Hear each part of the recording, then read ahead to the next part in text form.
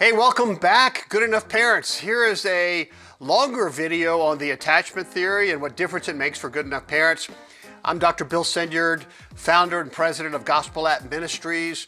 I'm a grandfather, father, husband. I've lectured on this topic to pastors, to church groups, to counselors, to social working conventions. So, here's the real stuff, and I find it very, very, very helpful. The attachment theory and how it relates to parenting in particular. And look, at Gospel App, we're passionate about helping frustrated and beat up Christian parents begin to hear the music again.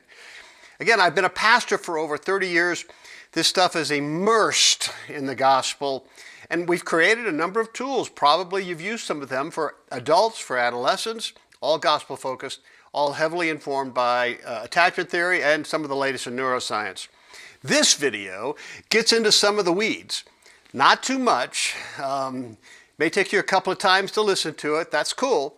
But right now, before we get into it, please press the subscribe button.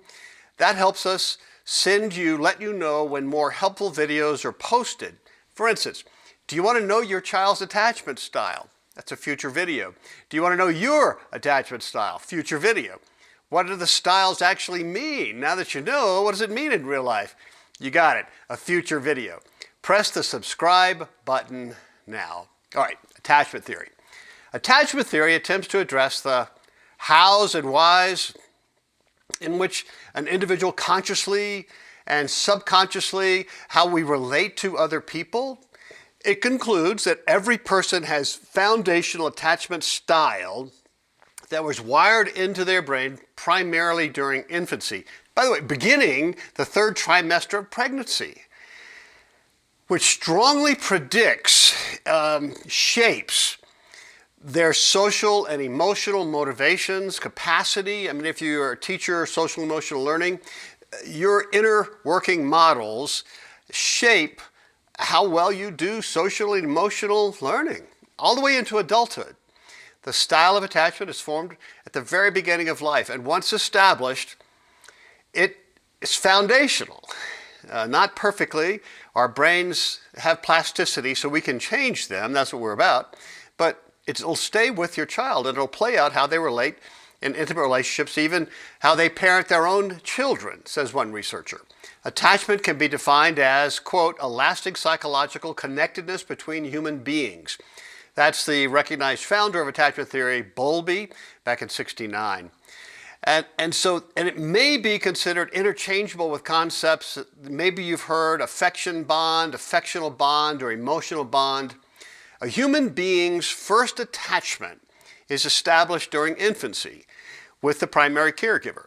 And however, it must be noted that attachment is not unique to infant caregiver relationships, but may also be present in other forms of social relationships. So attachment styles are internalized, meaning largely subconscious, really not under the purview of your prefrontal cortex where you think and plan and strategize. It's subconscious. And they're internalized expectations that people develop about their own value, as well as relationship with others, based upon the relationship they had with their primary caregivers when they were infants. All right, let me put it another way. Attachment styles reflect the person's innate, largely subconscious sense of their enoughness and connectedness. By the way, we're going to definitely do videos on that, enoughness and connectedness. This theory, attachment theory, also suggests that there is a critical period for developing your attachment style. So, say, third trimester to 2 years, basically, so important. Bowlby conceived his theory of attachment as a way to explain observable human bonding behavior. And he noticed that attachment behavior was regulated by an innate motivational system, what he called the attachment behavioral system. So when the child perceives the attachment figure to be nearby and responsive, by the way, he or she is generally playful, uninhibited, sociable. But when the infant becomes distressed and experiences fear or danger, the infant seeks proximity to the caregiver to provide safety and comfort. So when they're afraid, something hits them in their brain, or they feel wet or hungry, they're looking for their caregiver. This makes sense, right? And the comfort provided by the caregiver reassures the infant. Remember, these infants aren't rationally thinking at this point in time. They don't have words to say what they're feeling, but they feel reassured, is what attachment theorists have noticed and observed. And they come to believe that the caregiver will be responsive in future times of distress. All makes sense, right? The history of combined experiences of the caregiver's reassurances creates foundational, subconscious IWMs, inner working models that subsequently empower emotions and behavior for decades, to one degree or another. And there's a growing body of evidence that shows that early infancy attachment styles are the big predictor of future behavior. The child's social and emotional proficiency was likely first affected, and experts do use the term hardwired, but just not perfectly hardwired, long before they were verbal, long before they were able to cognitively process what they're feeling or could say anything at all. I mean, it's not fair. That's how it is. That's how God made us. Here's one researcher. From a neurobiology standpoint, attachment is considered a basic, inborn, biologically adaptive motivational system that drives the infant to create a few selective attachments in his or her life. These attachments provide relationship in which the infant will, 1, seek proximity to the attachment figure, 2, have a sense of a safe haven in which, when he is upset, the attachment figure will soothe his distress, and 3, develop an internal working model of a secure base, an internal schema of the self with the other self-with attachment figure that will provide him with a security, enabling him to explore the world, have a sense of well-being, and to soothe himself in times of distress in the future. So to put it in social emotional learning terminology, the foundations of your child's present and future ability for self-awareness, self-management, empathy, social awareness, emotional ability to emotionally regulate, all of that was laid in earnest with the intimate experiential relationship they had with their primary caregiver from the 3rd trimester of pregnancy to about age 2. So, if you're still with me and you haven't bailed because of the weeds, I think so far you're probably thinking, well, that makes sense, I think. So how does it work in your child's brain? Here's another quote. At birth, the brain has billions of relatively undifferentiated neurons based on experiences within the environment. The infant's neurons begin to differentiate into specialized circuits for accomplishing specific functions: emotional regulation, impulse control, motor skills. The goal of development is for each of these specialized regions to become linked together as an integrated system that is regulated from the top down, from the prefrontal cortex to the brainstem, from the left hemisphere to the right hemisphere. So these inner working models, to one degree or another, color the child's present and future expectations of how, here it is, how others will treat them, and the way they should see the world. Between 3rd trimester and age 2. So foundationally fundamental. This attachment inner working model is thought to form the foundation for all future relationship dynamics, a little or a lot. So attachment theory supposes that, depending largely upon your experiences with important parents, caregivers in infancy, your earliest of relationships, mainly between the 3rd trimester of pregnancy to around 2, form inner working models in your midbrain, your subconscious, that determines a little or a lot how you process experiences as toddlers, as adolescents, as adults, until you die. To be clear, please, we're not blaming parents. I mean, not totally. There's never been a perfect parent, right? And so we've all made mistakes. We just have. And often the inner working models are formed based upon the child's perception of the parent's availability. So you may have been wildly available and doing everything you could, but your child for some reason is just not picking up on that and is not forming those inner working models. That's a possibility too. But either way, Either way, that's then, this is now. Good enough parents are wired to lean into helping their child become more secure in any circumstance. That's our passion at Good Enough Parent. Not a blame game, right? All right. These deeply entrenched algorithms remain your lenses through which you process experiences, emotions, expectations, events, relationships, anxiety, loneliness, joy, happiness, hopes, dreams, or the lack of all of those things, to one degree or another, a little or a lot. So, do I expect relationships to be good or disappointing? Do I expect people to hurt me, or I expect people to be something positive in my life?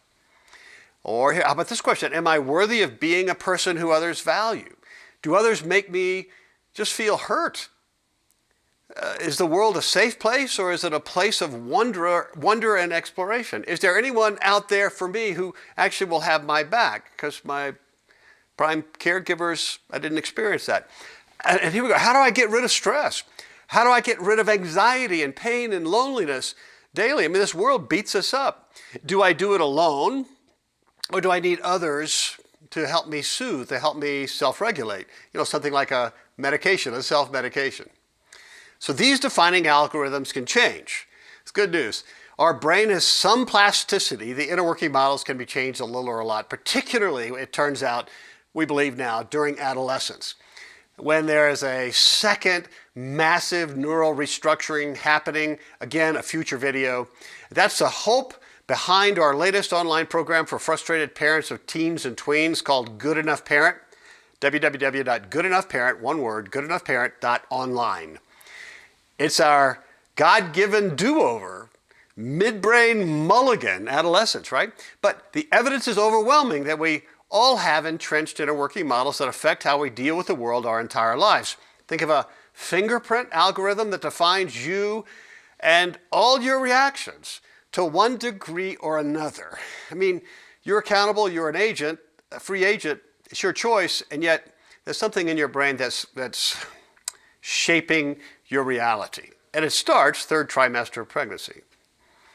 So studies have shown, this is so important, again, no blaming, that infants whose mothers were highly stressed or anxious during pregnancy and infancy tend to have later learning difficulties, tend to struggle with addiction, increased addiction proneness in adolescence and adulthood, proneness to ADHD, anxiety and fearfulness, abnormal stress control mechanisms long after birth, reduction of ability to self-regulate emotions, right? They lack impulse control. There's a reduction of dopamine receptors in their brain. Again, another future video on addiction. But that's a leading predictor of future addictive behaviors. And they have a hesitancy to explore their world and will find themselves falling behind in classes. Now, that's predictive, right? That's not a straight line between two dots. But we now know that for moms who suffer from repeated, heated arguments, distresses, fear, anxieties, loneliness, violence, poverty during pregnancy, abnormally high levels of cortisol cross the placenta into the baby's developing brain, which hinders valuable neuron development. Depressed mothers postpartum can have depressed babies with destructively high cortisol levels. It's powerful chemicals for a developing brain. And this should be a topic, it's another topic altogether, but this should be a social policy debate. How can we help mothers during that particular time, primary caregivers during that particular time? That's worth a lot of societal investment. So many parents and caregivers can't seem to change it on their own, or they don't know how, or maybe they're stuck in a high-stress, poverty, high-violence situation. Look, I think we Christians can step in, yeah? So listen, stay with me. There are skills for parents. We can teach them. People can do it. It's not that hard, even in oppressive, stressful environments, okay? And we're going to talk about infant attunement briefly here. We'll do another video in the future. So you can't talk about attachment theory without a chat about attunement, and by that I mean infant attunement. As you work around the videos on our YouTube channel, you'll hear us speak about infant attunement adolescent attunement, spiritual attunement, and adult attunement. It's very important for intimacy. But I'll also point out, man, this is what we're looking for in adult relationships and couples and our identity and sexuality, all those things. And our relationship with God, there is a spiritual attunement.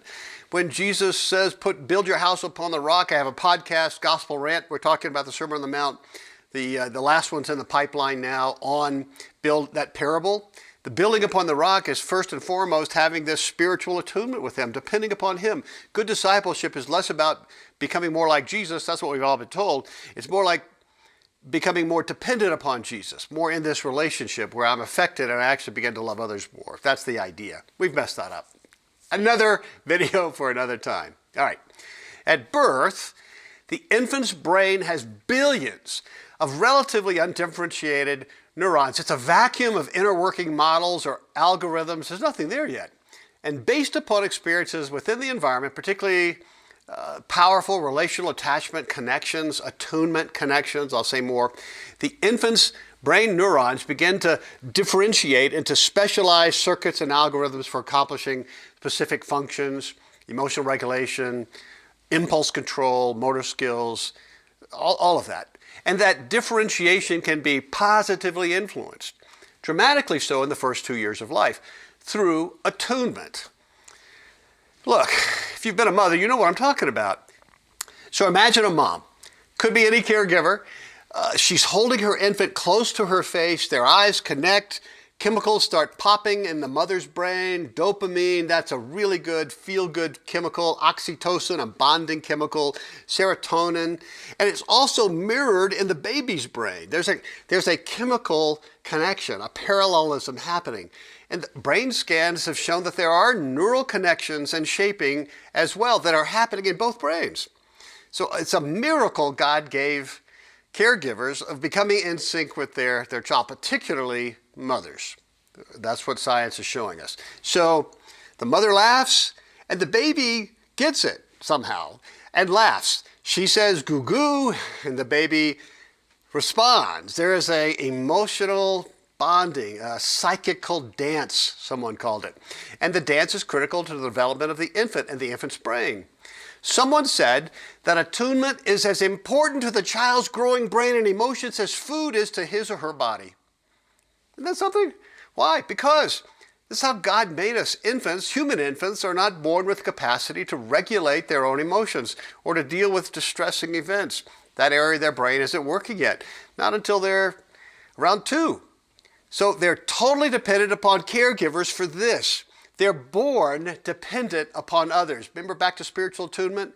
Our goal as disciples is to become more dependent upon God and Christ and His Spirit in us. Otherwise, we can't spiritually regulate. Again, back to infants. So per one children's expert, attunement is the process of a parent feeling the child's feelings, absorbing those feelings, and then reflecting them back to the baby. So the baby knows he has been seen, heard, and understood. Attunement communicates to the child, I get you. I understand you. I empathize with what you're feeling. A baby is so in tune with mom or caregiver that when she holds, rocks, and cuddles her baby, the heartbeat of her baby synchronizes with her own. It's a miracle, I tell you. And we need to do it enough. By the way, that's good enough. Researchers say that if you can attune with your infant 3 out of 10 interactions, 30%, that's not 90%, that's not 60, 3 out of 10 interactions is this attunement, your child will enter the next stage of life more secure. That's doable. I mean, we're all going to have bad interactions and mess up, but 3 out of 10, we can do this, okay? So, and this is a little foreshadowing, this is what couples want too. They want at least 3 out of 10 interactions being adult attunement. This is what I want with my relationship with God too. 3 out of 10 interactions with God, His Spirit, if that could be attuning, it'll change your life. Dr. David E. Arredondo explains the power of caregiver infant attunement. This mother and this baby are in a process, a form of reciprocal connectedness called attunement. His eyes and her eyes are locked together. not locked together, but dancing together, really. And in this child's brain, 1,000 connections per second are being formed, and this child is learning to read facial expression. This child is learning about the world. He's learning that the world is responsive or not responsive. He's learning that he can be an object of delight, that he can delight others. He's learning what he's worth. He's learning what the world is like. He's learning so much, so quickly that we can't even conceive of it. Wow. Now here's another researcher. The individual, the child, is seen to emerge out of a relationship with the significant other. This attuning creates the person, so to speak. Or by the way, lack of it creates a different kind of person altogether. So check out another video. We've included it on your YouTube channels, the Still Face Experiment. Very worth the watch. And I'm going to say it's must watch, just a must watch. The longer versions are on the YouTube channel. There's a Spanish version. We found this edited version for you. It gives you a clear idea how this works. And I'm going to explain what happens here. The classic online version is from a researcher named Edward Tronick from the Developmental Sciences at UMass in Boston. Dr. Tronick begins, babies this young are extremely responsive to the emotions, reactivity, and social interactions that they get from the world around them. This is something that we started studying 34 years ago when people didn't think that infants could engage into social interactions. In the Still Face Experiment, what the mother did is she sits down and she is playing with her baby, who's about a year of age. She gives a greeting to the baby gives the greeting back to her. This baby starts pointing at different places in the world, and then the mother is trying to engage and play with her. They're working to coordinate their emotions and their intentions, what they want to do in the world, and that's what the baby is used to. Then we ask the mother to not respond to the baby. Oh my goodness, so that's it. That's the still face, right? So when you watch the video, please do. Mother and a child, year old, they're playing, they're enjoying each other, normal. Then at the instruction of the researcher, the mother purposely changes her face, her facade. She becomes emotionless, still-faced. So no matter what the child says or does, the mother refuses to react. And the child goes nuts. She acts anxious, worried, even dysregulated. She cries out, she looks away, she looks around for anyone in the room to connect with until the mother, again, instructed by the researcher, shifts back into being the mother that the child was expecting. And almost immediately, the child, who is a secure child, again, another video, follows suit, becomes happy. And the reconnection was initiated by the connecting and loving gaze of the mother's face, attunement. It's amazing how fast. Dr. Tronick concludes, it's a little like the good and the bad and the ugly. The good is that normal stuff that goes on that we all do with our kids. The bad is when, well, something bad happens, but our infant can overcome it. After all, when you stop the still face, the mother and the baby start to play again. The ugly is when you don't give the child any chance to get back to the good. Look, all the infant wanted to see in her mother's face was that she was special. She was worth the mother's time and energy. The child can't even put words to that, but that's how she was created to need.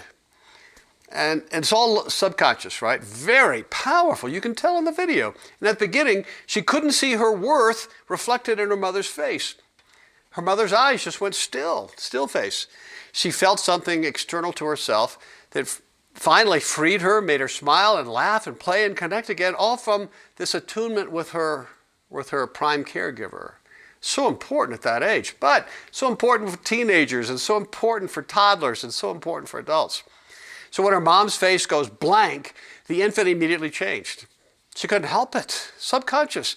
In her mother's eyes, she didn't find her identity and value. She didn't feel noticed, appreciated, loved. What kicked in subconsciously? She couldn't rest or play or smile, be herself. It's OCD. She had to find a connect. She couldn't be creative, and so she became stressed out, overwhelmed, anxious, troubled, frightened. She desperately had to find that gaze again. Even looking around at the camera person, a total stranger for the gaze. So a lot of emotional energy to fix things. I mean, she went OCD. I've got to get rid of this thing. Then the mom's favorable and loving gaze returned. Did you notice how fast the infant goes back to being a joyful, loving, playful, secure infant? We don't outgrow that subconscious need for being and feeling worthy in the measuring gaze of others. So watch the still face experiment firsthand. should be required watching for all parents, new parents, old parents, caregivers. And again, no judgment. There is no perfect parent. But again, 3 out of 10 of these interactions, if you can pull that off, and I think you can. So look, I use this in marriage counseling and premarital counseling. It's such an effective tool to help explain how we subconsciously respond to things. This is us and our families, our relationships, our careers, our businesses, our relationship with God. We're looking for that quality of acceptance in the gaze of others, in the eyes of others. And when we don't get it, subconsciously we're going to be stressed out and anxious. Psychiatrists talk about our ability to emotionally self-regulate. There's a lot of energy within us to find that benevolent and favored gaze somewhere, anywhere. Identity, sexuality, relationships, jobs, emotions, all of those searches are somehow driven by this to a degree. And when we don't get it, there's a deep subconscious and nagging murmur of discontent, of anxiety, and unaddressed, it changes us. It changes who we are, how we act. It changes the nature of our search for identity and sexuality and relationships. Nothing is more important than whether or not we are in that attunement, that life-giving gaze. And look, if we felt that life-giving gaze more often, we would be like the baby, happier, more confident, playful, vulnerable, more creative. We'd fight less, we'd argue less, we'd blow up less. We'd regulate. When we blow up, it would take less time for us to regulate. On the other hand, if we're deprived of that benevolent gaze from others or from God, we're going to feel very differently. The difference is noticeable. One famous child psychologist, Urie Bronfenbrenner, put it this way. It's for children, but it applies to adults. Every child needs at least one adult who is irrationally crazy about him or her. Me too. I'm sure you. I need it today. I needed it yesterday. I need it tomorrow. So, my parents, my children, my spouse, my peers, how about God? If I really felt God's benevolent gaze today on me right now, can you imagine? 3 out of 10. Based upon what you just watched, how would I feel towards others in response or to others around me? It'd be different. Well, per the attachment theory, we're going to wrap this video up. If the child's in a relational context where over 30% of their interactions with their parent caregivers are what we would call attuning, not 90, not 60, which is doable in most contexts, if that happens, they're going to enter their next stage of life with positive relational algorithms that encourage relationships, exploration. They'll feel better about themselves. They'll be less prone to addiction. They'll be chill infants. They'll be chill toddlers. They'll be chill adolescents, at least a little bit.